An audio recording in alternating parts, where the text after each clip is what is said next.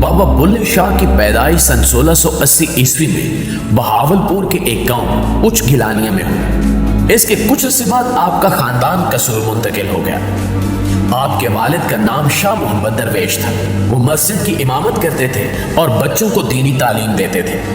انہیں عربی، فارسی اور مذہبی علوم پر دسترس حاصل تھی۔ بابا بلے شاہ کا اصل نام عبداللہ شاہ تھا، جو بگڑ کر بلہ شاہ اور بعد ازاں بلے شاہ ہو گیا اور وہ اسی نام سے مشہور ہوئے۔ آپ رحمت اللہ علیہ کی زندگی پرپیچ گھاٹیوں سے ہو کر گزری اور تا دم مرگ انتہائی کٹھن حالات کا سامنا رہا، یہاں تک کہ آپ کے جسد خاکی کو ہجڑوں اور بھنگیوں نے دفن کیا۔ آخر ایسا معاملہ کیوں پیش آیا اور وہ کون سی وجوہات تھی کہ آپ ایک باغی کسی زندگی گزارنے پر مجبور تھے؟ آج ہم آپ کے سامنے حضرت بابا بلے شاہ کی زندگی کے ایسے دردناک پہلو رکھیں گے کہ آپ کی آنکھیں بھی نم ہو جائیں گی۔ بابا بلے شاہ کی سارے حیات پر ایک نظر ڈالتے ہیں۔ معزز دوستو، بابا بلے شاہ نے ابتدائی تعلیم اپنے والد سے حاصل کی۔ چند اور دوسرے اساتذہ سے علم حاصل کرنے کے بعد علم و عرفان کی جستجو اور طلب آپ کو حضرت شاہ عنایت قادری کے دروازے پر لے آئے۔ شاہ عنایت تصوف کے قادری سلسلے سے تعلق رکھتے تھے، ذات کے لحاظ سے آرائی تھے اور بہت سی فارسی کتابوں کے مصنف بھی تھے۔ وہ دوسرے صوفیاء کی طرح تارک دنیا نہیں تھے، بلکہ کھیتی باڑی اور باغبانی کرتے تھے۔ قصور میں مقیم تھے، لیکن حاکم سے مخالفت کی وجہ سے لاہور منتقل ہونا پڑا اور پھر لاہور کے ہی ہو کر رہ گئے۔ بابا بلے شاہ کا بچپن گاؤں میں مویشی چراتے گزرا تھا۔ والد امام مسجد تھے اور امام مسجد کی حیثیت اس عہد میں گاؤں کے دوسرے ہنر مندوں، موچیوں، نائیوں اور جولاؤں کے برابر تھی۔ یہی وجہ ہے کہ بابا بلے شاہ کا معاشرے کے پسے ہوئے طبقات کے حوالے سے نہ صرف گہرا مشاہدہ تھا، بلکہ آپ خود ان حالات سے بھی گزرے تھے۔ اسی مشاہدے اور تجربے نے آگے چل کر بے باک شاعرانہ اسلوب کی بنیاد رکھی۔ اگر اس عہد کا جائزہ لیا جائے تو 17ویں اور 18ویں صدی برصغیر کا پرآشوب عہد تھا۔ اس عہد نے نادر شاہ اور احمد شاہ ابدالی کی تباہ کاریاں دیکھی، دلی کو اجڑتے دیکھا، لاکھوں انسان قتل و غارت کی بھیڑ چڑھے، اور دوسری جانب یہ اورنگزیب عالمگیر کی مذہبی جنونیت کا عہد تھا، جس میں بادشاہت کے جبر کو مذہبیت میں ڈبو کر لوگوں پر مسلط کرنے کی کوشش کی جا رہی تھی۔ دوستو، عالمگیر کے بارے میں ابن انشا کا مشہور جملہ ہے کہ دین و دنیا دونوں پر نظر رکھتا تھا، نہ اس نے کوئی نماز چھوڑی اور نہ کسی بھائی کو چھوڑا۔ عوام کے ساتھ سلوک میں مذہب کو اہمیت دی جانے لگی اور مذہبی تعصبات کو ابھارنے کی کوشش کی گئی۔ جبر و استبداد اور ظلم و ناانصافی کو نماز، روزے اور ٹوپیاں سینے جیسے علامتی کاموں میں لپیٹ کر رکھ دیا گیا، جس پر اسے اورنگزیب رحمت اللہ علیہ کہا جانے لگا۔ اس عہد میں مذہبی پیشواؤں کو بھی جبر کا موقع میسر آیا، لیکن اس عہد کے بے مثال شعراء میں یہ اعزاز صرف بابا بلے شاہ کے حصے میں آیا۔ آپ جب شاہ عنایت کے مرید ہوئے تو اس پر بھی ان کی برادری اور ملاؤں نے ہنگامہ کھڑا کر دیا، کیونکہ آپ سید تھے، آل نبی اولاد علی سے تعلق رکھتے تھے، لیکن شاہ عنایت ذات کے آرائی تھے جو کم تر اور گھٹیا سمجھی جاتی تھی۔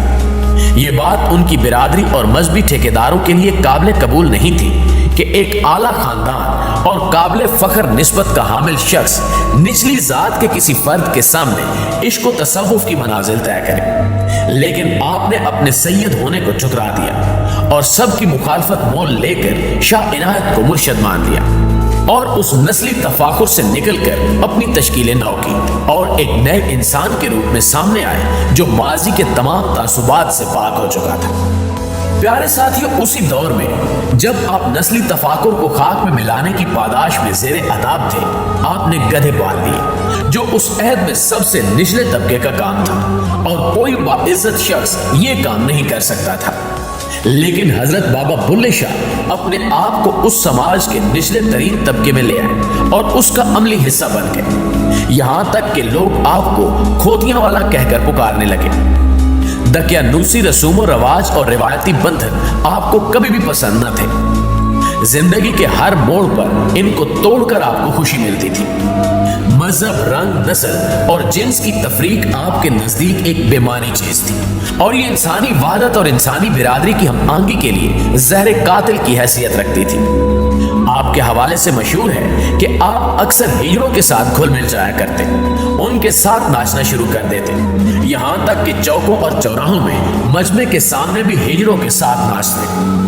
ان کا خاندان اور برادری اس بات سے نالاں رہتے کہ بلّا ہر قدم پر ان کی بے عزتی کا باعث بن رہا ہے۔ شاہ عنایت کا مرید ہونے کے بعد گدھے پالنا اور اب ہجڑوں کے ساتھ ناچ گانا آپ کے لیے مشکلات میں اضافہ کر رہا تھا، لیکن آپ اپنی سرمستی اور دھن میں چلتے چلے جا رہے تھے۔ ایک مرتبہ آپ رحمت اللہ علیہ حجرے میں بیٹھے تھے، رمضان کا مہینہ تھا، آپ کے کچھ مرید حجرے کے باہر بیٹھے گاجریں کھا رہے تھے۔ قریب سے چند روزہ دار مسلمان گزرے تو انہیں رمضان میں اس طرح روزہ خوری پر شدید غصہ آیا۔ بولے شرم نہیں آتی، رمضان کے مہینے میں چر رہے ہو؟ مریدوں نے کہا کہ جاؤ بھائی، بھوک لگی ہے اس لیے کھا رہے ہیں۔